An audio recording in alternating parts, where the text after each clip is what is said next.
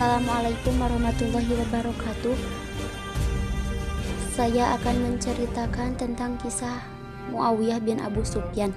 Dia diperbincangkan banyak orang karena memiliki sejarah panjang dalam peradaban Islam. Tidak banyak orang yang mengetahui kemuliaan hatinya. Ia mendapat julukan pamannya orang mukmin karena saudara perempuannya ialah istri Rasulullah. Ia adalah pencetus terbentuk armada laut yang berhasil merebut wilayah Eropa.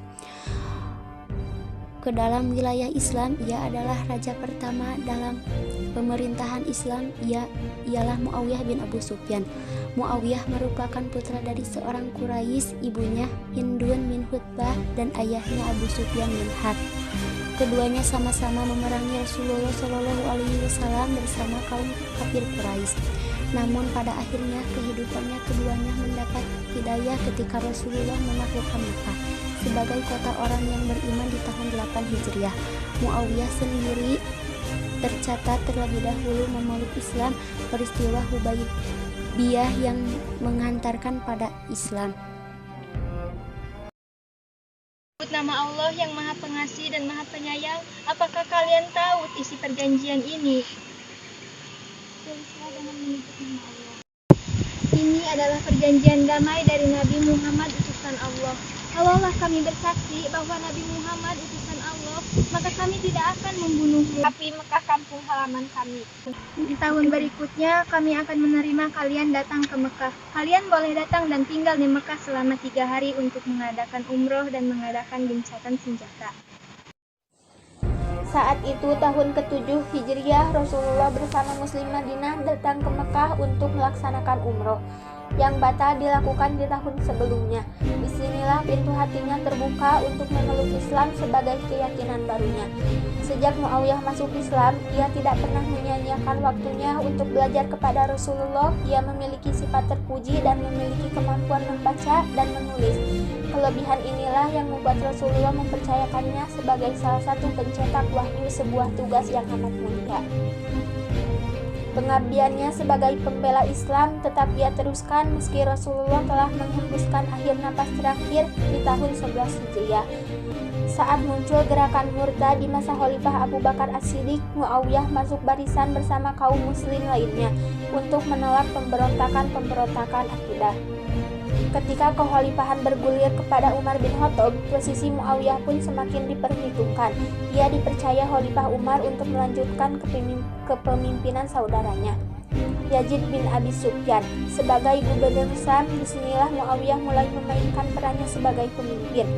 Memasuki masa Khalifah Utsman bin Affan, Muawiyah semakin dipercaya untuk memimpin seluruh wilayah Syam, termasuk Syria, Lebanon, Yordania, dan Palestina.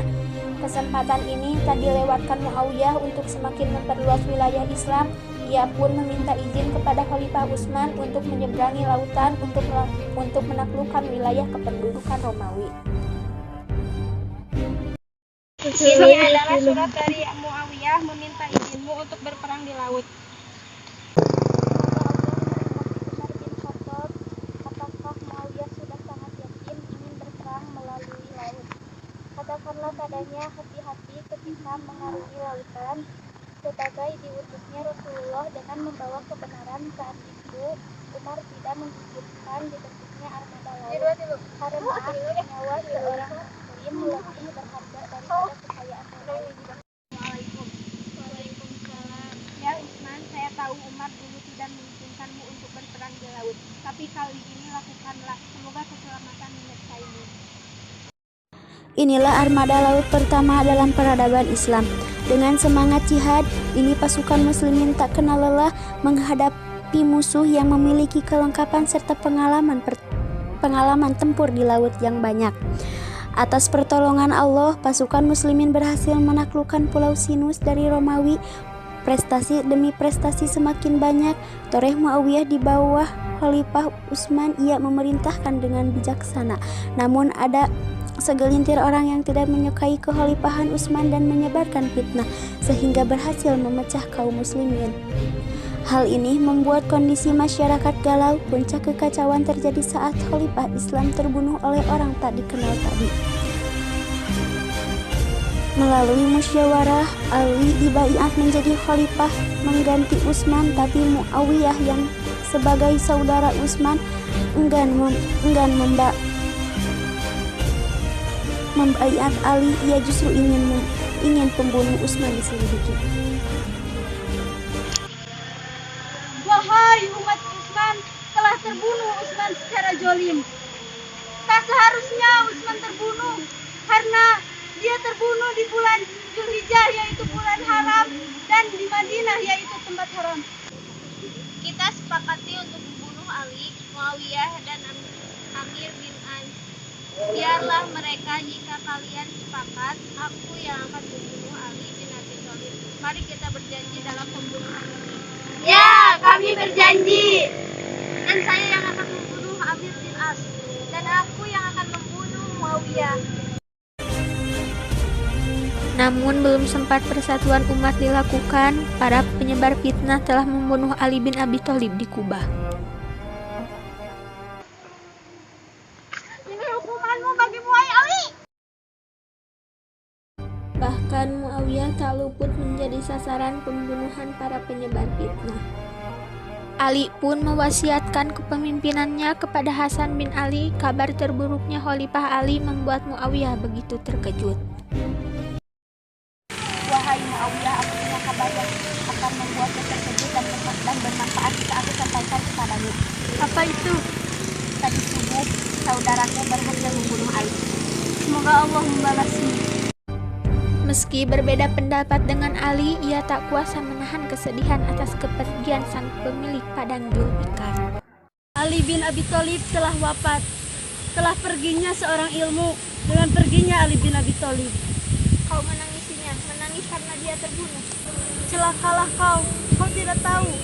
Orang-orang berilmu telah pergi yang cerdas sebelum ditemukannya penyebab Utsman, dia telah tiada. Berlanjutlah kekhalifahan di tangan Hasan bin Ali, namun perpecahan umat muslimin belum kunjung tersatukan. Kau mempunyai akhlak yang sangat mulia. Kau adalah orang yang bijaksana. Tutur kata baik. Kau juga orang yang jujur demi sebuah kebaikan. Kenapa kita tidak bermusyawarah dahulu? Kau juga tidak melibatkan masyarakatmu dan mengabarkan mereka. Di bulan ke-6, akhirnya Hasan beristihad menyerahkan kekhalifahan kepada Muawiyah bin Abu Sufyan. Wahai umatku, ini adalah urusan yang akan diselesaikan dengan Muawiyah, tapi Muawiyah berhak dari atas jabatan. Perselisihan ini sebaiknya ditinggalkan demi persatuan umat muslim. Ingat, aku akan membaik Muawiyah sebagai pemimpin, maka berdiulah Berpindahlah kepemimpinan Hasan bin Ali ke Muawiyah di tahun 41 Hijriah. Tahun ini disebut tahun persatuan. Masyarakat pun amat mencintai kepemimpinan Muawiyah hingga menjelang akhir kekuasaannya di tahun 60 Hijriah. Masyarakat yang mempercayakan agar roda pemerintahan tetap dipegang oleh Bani Umayyah, Muawiyah mengamanahi putranya Yazid sebagai penggantinya. Detak jantung Muawiyah berhenti di usia 78 tahun, namun di saat itulah dinasti Umayyah terlahir hingga mencapai 90 tahun lamanya. Di bawah Bani Umayyah, Islam mencapai puncak kejayaan dan perluasan hingga mencapai Spanyol dan Asia Tengah.